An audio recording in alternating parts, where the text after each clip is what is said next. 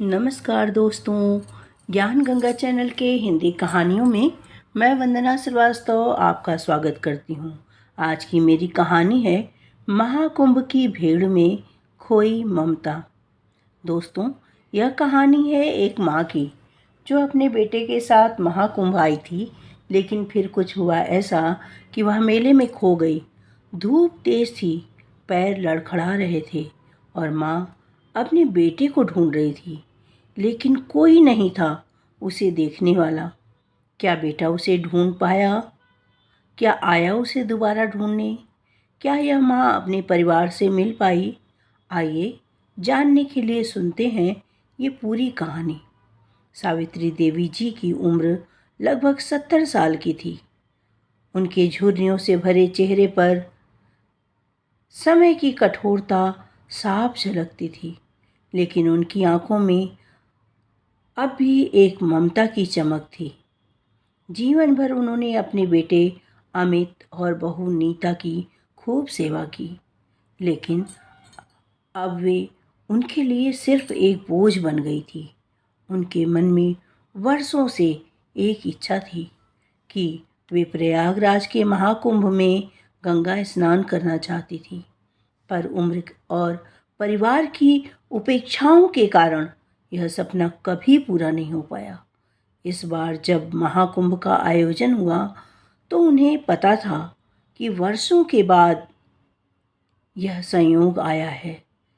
तो उन्होंने हिम्मत जुटाई और अपने बेटे से कहा, बेटा, मैं गंगा में डुबकी लगाना चाहती हूँ। एक बार प्रयागराज में माँ गंगा की गोद में जाकर अपने पाप धो लेना चाहती हूँ। अमित और नीता के चेहरे पर असंतोष के भाव उभर आए। वे तो पहले ही उन्हें अपने साथ ले जाने के लिए उत्साहित नहीं थे। फिर उन्होंने कठोर शब्दों में माँ से कहा, माँ, इतनी भीड़ में आप खुद को कैसे संभाल पाएंगी? वहाँ जाने का कोई फायदा नहीं। नीता ने रूखे स्वर में कहा। लेकिन इस बार सावित्री देवी ने जिद पकड़ ली थी। वे खाना पीना छोड़कर बैठ गई थी। वे न तो घर का कुछ काम ही करती, न किसी से कोई बात। तो थक हार कर अमित ने मजबूरी में उन्हें ले जाने के लिए हामी भर दी।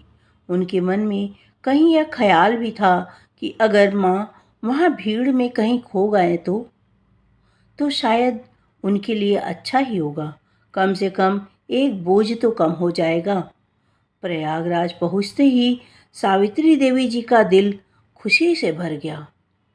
लाखों श्रद्धालुओं, संत, साधुओं, हर हर गंगे के जय घोष, घंटियों की मधुर ध्वनि और गंगा की कल कल करती लहरें, यह सब देखकर उनकी आंखें छलछला उठी।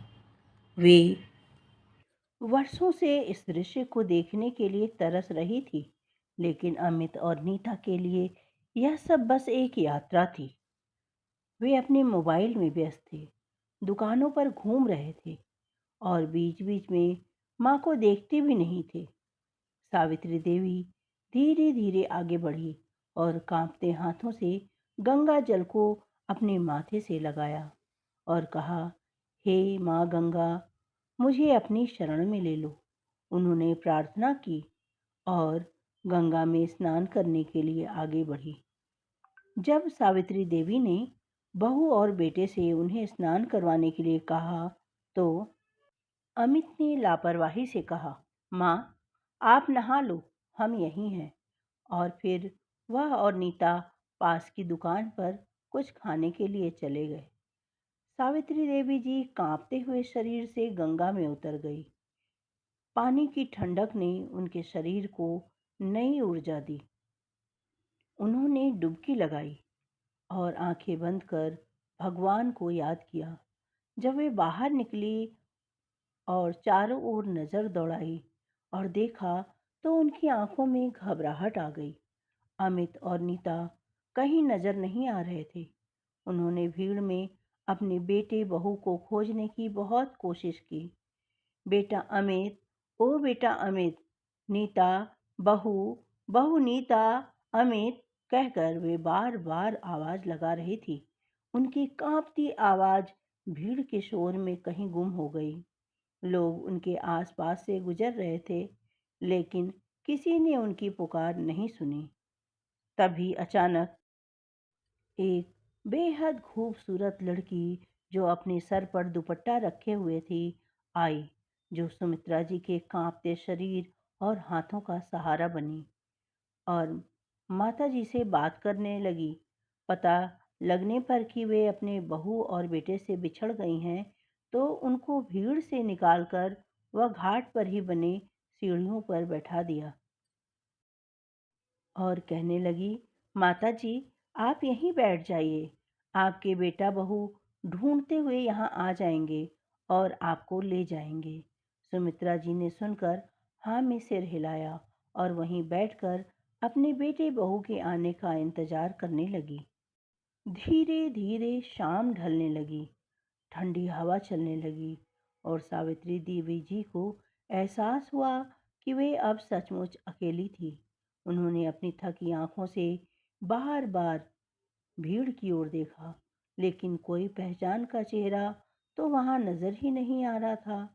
भूख और थकान से उनके पैरों में कंपन होने लगी। वे लड़खड़ाते हुए एक किनारे बैठी रही। दूसरी ओर अमित और नीता को जब यह एहसास हुआ कि माँ नहीं दिख रही हैं, तो पहले तो वे थोड़ा घबराए, लेकिन फिर एक दूसरे की ओर देखकर मुस्कुराने लगे। शायद यह अच्छा ही हुआ, नीता ने कहा। अब रोज रोज की झिकझिक से छुटकारा मिल जाएगा। अमित को भी यही ठीक लगा। उन्होंने माँ को ढूंढने की कोई कोशिश नहीं की और घर वापस लौट कर आए। सावित्री देवी जी को समझ में नहीं आ रहा था कि अब वे क्या करें। उनके पास न तो पैसे थे और न ही कोई जान पहचान। रात ठंडी थी और पेट में अन्न का एक भी दाना नहीं था। वह हिम्मत जुटाकर चलने लगी। कुछ दूर जाने के बाद उन्हें एक मंदिर दिखा, जहाँ कुछ भिखारी और साधु विश्राम कर रहे थे। थकान से चूर वह वहीं बैठ गई। इतनी अधिक ठंड थी कि सुमित्रा जी का शरीर बुखार के कारण जलने लगा। जब सुबह एक साधु महाराज ने उन्हें देखा, तो पता चला कि उनका पूरा शरीर बुखार से तप रहा। साधु महाराज ने पूछा कि माता जी, क्या हुआ? कोई परेशानी है क्या आपको? तब उन्होंने बताया, बेटा, मेरा परिवार मुझे यहीं छोड़ गया। मैं बहुत भूखी हूँ और थक भी गई हूँ। कहते कहते उनकी आंखों से आंसू बह निकले। साधु ने उन्हें सहारा दिया और अपने आश्रम ले गए। वहाँ उन्हें भोजन दिया और रहने की जगह भी मिल गई। धीरे धीरे वे वहाँ की दिनचर्या में रमने लगी, लेकिन उनका मन अभी अपने बेटे की राह देख रहा था।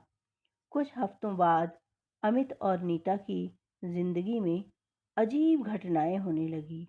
बिजनेस उनका घाटे में जाने लगा। अमित बीमार रहने लगा और घर में हर समय अशांति बनी रहने लगी।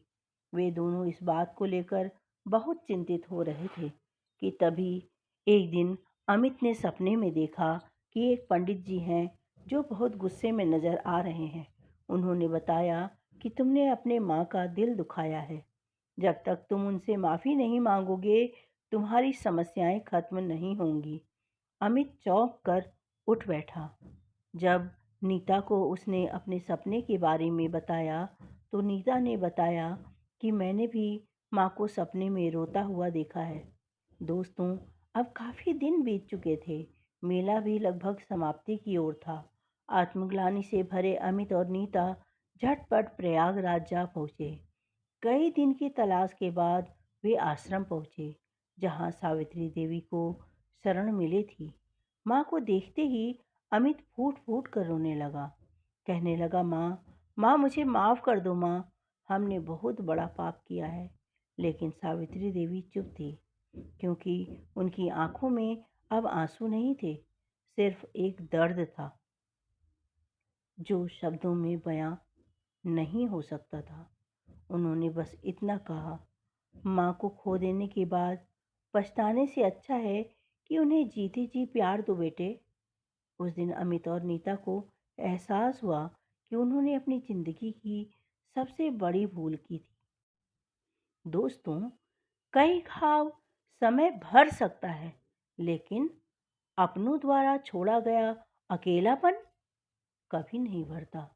महाकुंभ की भीड़ में जो माँ खोई थी, वह सिर्फ एक इंसान नहीं, बल्कि ममता की वो मूरत थी जिसे समझने में अमित और नीता को देर हो गई थी। मित्रों, यह कहानी सिर्फ एक माँ की नहीं, बल्कि उन लाखों बुजुर्गों की है जिन्हें उनके अपने ही अपनों से दूर कर देते हैं। सोचिए, सोचिए दोस्तों, अगर आपकी माँ इस भीड़ में खो जाए तो, अगर आपकी माँ भी इस भीड़ में खो जाए तो, अगर आप भी अपनी माँ से सच्चा प्यार करते हैं तो इस वीडियो को शेयर करें, लाइक करें, कमेंट्स करें, ताकि कोई और माँ इस दर्द से न गुजरे। इस कहानी पर अपनी प्रतिक्रिया देना बिल्कुल भी न भूलें दोस्तों। या कमेंट्स करके अवश्य बताएं कि आपको मेरी यह कहानी कैसी लगी। अगर यह कहानी आपको पसंद आई है तो कमेंट्स करें और शेयर करें। यदि मेरी कहानी आपके दिल के किसी भी कोने को छूती है तो सब्सक्राइब अवश्य कर लीजिएगा दोस्तों। मिलती हूँ फिर एक नई कहानी के साथ। तब तक के लिए अपनी इस दोस्त को आज्ञा दीजिए। धन्यवाद।